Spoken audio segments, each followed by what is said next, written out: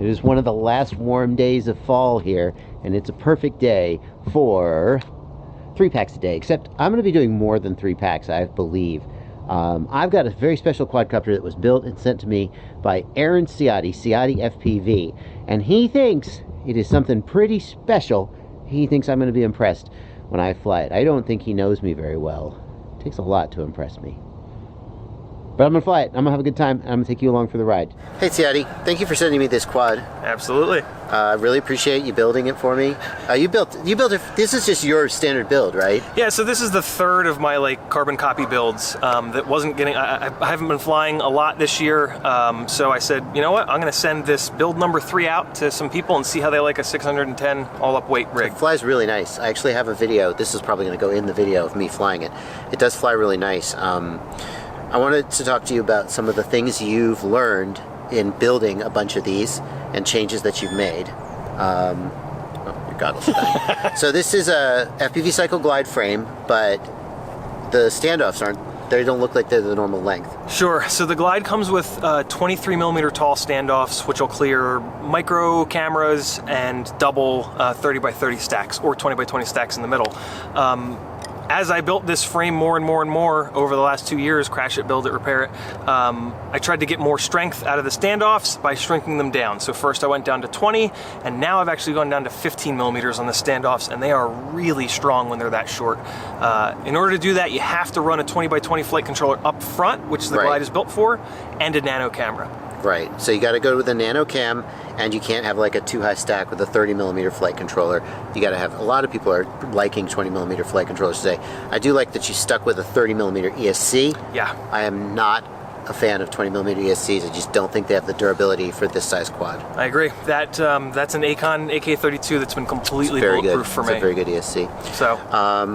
Nano cam, well, which nano cam is this? Runcam, Phoenix Nano. Oh, I do like the Phoenix. I have the JB Phoenix. It looked good, but I don't know if it was whiting out on me. Yeah, it's interesting. I've not had that issue. Okay. That's new to me. But I beat quad, so they... Yeah. Had you beat this one up before you sent it to me? Very much so. so. You didn't send me a fresh build. I see. I see. I got you. I don't like you that much. I don't feel so bad. I broke the lens on it. I smashed it today. Took a pretty good hit on the front too, although it took it pretty well, I guess. Yeah. I'd probably replace that plate. Yeah, it'll buff That's out. Probably not the first hit it took.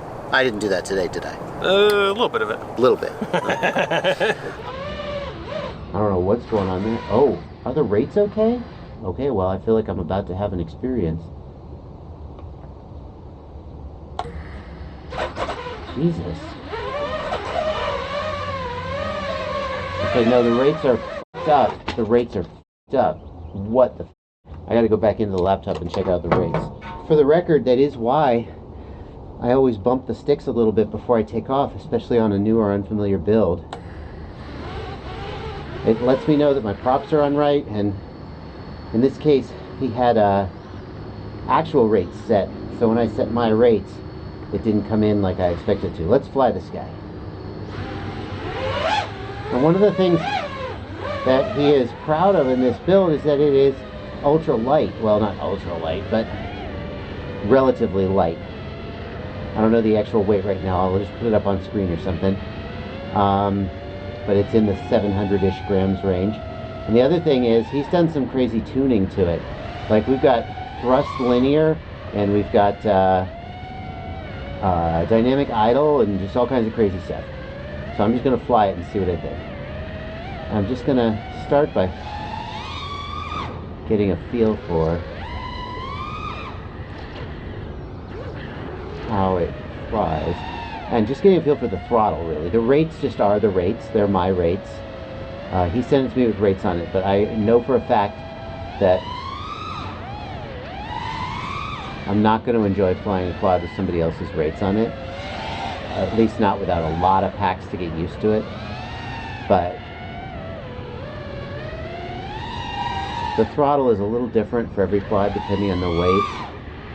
So you just got to take a minute and get used to a throttle. A lot of people say, well, could I just use a throttle curve to try and make my quads all have the same throttle? And it's like, well, then you put a GoPro on, you put a different battery on, the weight changes, the throttle curve changes. Why not just learn to deal with a linear throttle and figure out where the hover point is for each one. Oh, analog is wrecking me. I'm ruined. TVI has ruined me. Even Shark Bite is better than this. Yes, it's true. Is my Shark Bite review out yet? I don't know. I'll put a link in the video description. It is. I shouldn't say that. You should just search my channel. I'm not sure I'm going to remember to go back and put the link in the video description. Any other build tips that you've got? You've got these... Gotta keep it light. You gotta keep it light. That's the #1 tip for the Glide frame. It's a lightweight frame, so build it light, right? Try to keep your all-up weight 600 to 620, maybe 630. Is that with a session, 7? With a session, and then yeah, with a 7, it'll balloon up to 630. It's built to be 610. At 610, that's really light. It is. And it crashes really well. It's again, it's a lightweight frame. It's not a super strong frame. If you build it lightweight, it's strong enough. Now, FPV Cycle has the Glide Light, which has 2mm body plates and 4mm arms, and they have the Glide Hammer, which has 6mm arms and 3mm body plates. That's it. The Glide Light goes down to like 85 grams? Yeah.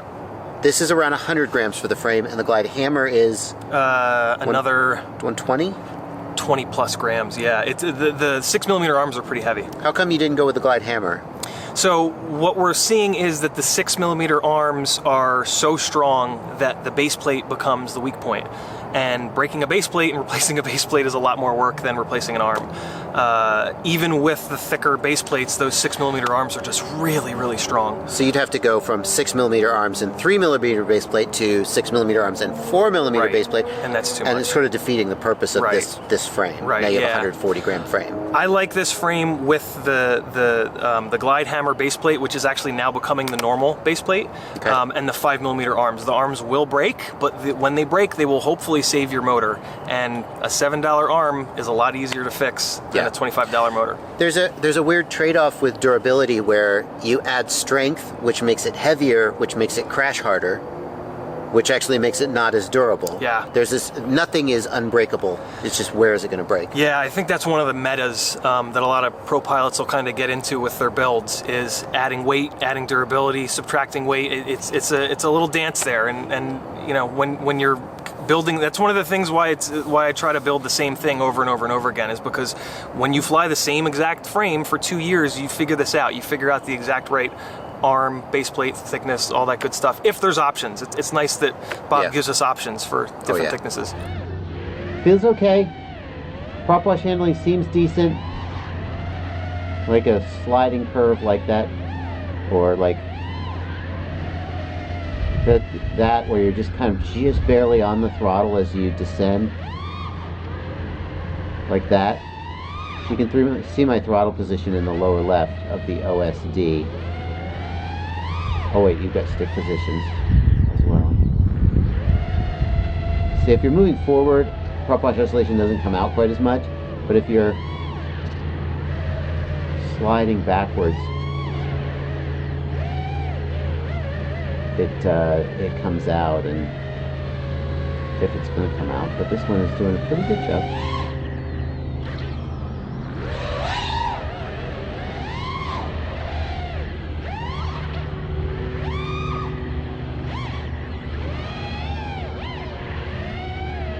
Feels good. I don't know what he's done to the tune. Usually when somebody says, hey, I tuned this quad, will you fly it? I fly it and I go, yeah, okay, whatever. Seems okay. But this actually has a really distinctive character. What are the things that you do in the tune that maybe are a little different than unusual? Yeah, to be honest, the biggest difference you're feeling is just the weight, I think. The tune is fairly simple. I mean, it's locked in for sure. I tune a good amount. But it's basically a stock tune with about 10 thrown at P gain and 5 or 10 at D gain. And that's really it. Well, that's not entirely true. So you've got thrust linear, and you've done some things with Feedforward, haven't you? Very true. Yeah, okay. So it's funny. I've done those things for so long that I don't even they're not different to me. No, I think a lot of people don't. So what's thrust linear, first of all? So thrust linear is basically the opposite of TPA in that it's boosting your PIDs up from 0 throttle to about 20, 25, 30% throttle. One of the things that happened when like everybody switched from 24K to 48K on the ESC side is that we lost a little bit of engine braking. So what will happen is if you jam the throttle and then really jump off the throttle quickly, you get a big bobble. Mm-hmm. Usually, I think we all cover that up by putting an input in on the right stick to hide that. Interesting. And you can hide most of it, but I'm kind of crazy about my footage and I wanted it completely gone, and thrust linear is the way to do that for right now until Betaflight 4.3. Yeah, so it's going to increase the PIDs at low throttle, giving more stability at low throttle, and as you sort of rapidly move through low throttle. Air mode does some of the same thing, but sure. Air mode boosts the I term, when the I term just isn't enough always. Also, air mode responds to when the throttle is moving, whereas thrust linear responds to the position, not the velocity. Oh, I'm sorry, anti-gravity. That's what I meant. One of the things I did notice about it is that if you smack something at low throttle, it freaks out. And so it's interesting. I love that you brought that up because I've never really noticed that. I've always run higher P gains than stock, and I think it's a combination of the extra P gain that I run and the thrust linear. I think both of those things are really giving a big boost in thrust when the gyro sees a big spike. Yeah, there's always this tendency, especially in Betaflight, to be fair, of when quads, that when you smack something, it can overreact, and the devs have worked to tune that out, but it's still sort of under the surface. And I wonder if what you've done with thrust linear is it's boosting the PIDs at low throttle and resulting in that freak out. Yeah, I don't love using thrust linear. I think thrust linear is a little bit of a band-aid. I think in Betaflight 4.3, with the changes being made to anti-gravity, adding P gain into it, I'm hoping that'll allow me to zero the thrust linear back out. Yeah. Because, yeah, I already had enough. My issue with having more PID loop activity at 0 throttle is if I'm coming down the side of a building, 6 inches off of it, I want as little thrust as possible to keep me tight on that building. You can pull yourself back by looking down, but I don't want to have to make a correction. I want to be able to get to the top of the building, point it down and leave it, and have it just sit on the side of that building without any corrections. It's always been a challenge to get stability at low throttle without increasing the idle speed. Did you play with dynamic idle at all? Yeah, I have it turned on. The same thing. You do have dynamic idle. I might have. I think it was on. I think I do. Okay, yeah. I think I remember it being on. I've been trying to use it. I haven't seen a performance increase. I also haven't seen a performance decrease. Okay, fair enough. What about feed forward? Your feed forward settings also aren't on the default, and it results in a pretty nice little... It's a different stick feel than I'm used to. What did you do with feed forward? So basically, I use feed forward as stick smoothing. Betaflight, up until the actual rate profile, didn't quite give me enough softness at center stick. So feed forward is one of the ways that I've been able to just kind of smooth things out. It takes some getting used to because you're literally adding latency. A lot of people will increase feed forward to get sharper stick feel. You have decreased feed forward to give smoother stick feel with more latency. Yeah. Have you watched your flight footage yet from that? I'll tell you what, when I flew it, I just did some full stick rolls, and it felt like my rates were slower. Yep. And it's not that you send it to me with rates on it, but I always fly my own rates. I just know that's what I need to do. Since it accelerates slower into the move, it takes longer to complete the full 360 rotation, even though the actual targeted degrees per second is the same. Yep. And I was like, it feels like my rates are a little slower. Yeah, and that's what you have to get used to, is that little bit of latency. But the payoff is when you watch your footage and you go, oh wow, I got a lot better as a pilot. It just makes you look better. When you make a correction, it's softer. So a correction doesn't read as much as a mistake. Interesting. And it also just smooths everything out. Smooth footage looks good, right? Yeah. So that's my main thought process with it it's about the footage for me, and it makes the footage look better. I like flying with higher feed forward because it feels better when I'm flying it, but it doesn't necessarily look better. That's interesting. Oh, I haven't actually looked at the footage yet. You're gonna like it. I'm looking forward to seeing that. All right, let's push the tune just a little more. I think this may not have as much up tilt as I'm usually used to.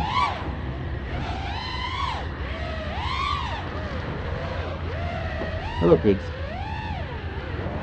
video transmitter is at 600 milliwatts.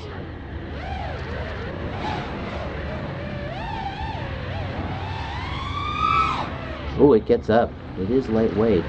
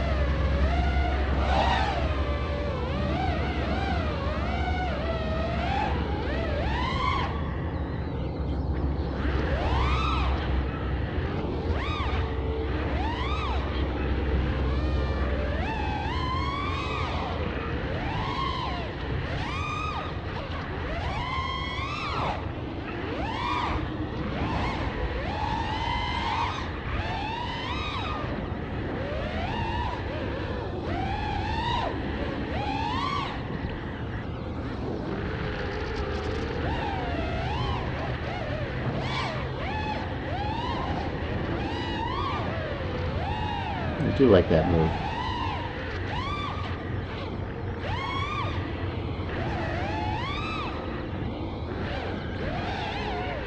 It flies nice.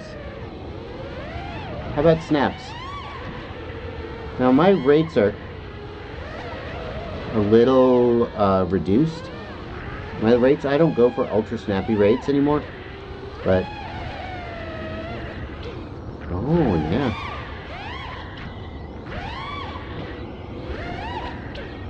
I'm at about 800. It feels like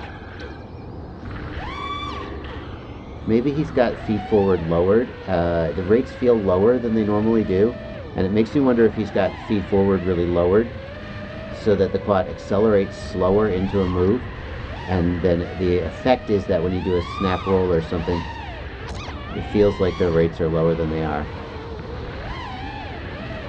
Interesting. Oh, that's one pack. Let's bring it in. It's getting dark.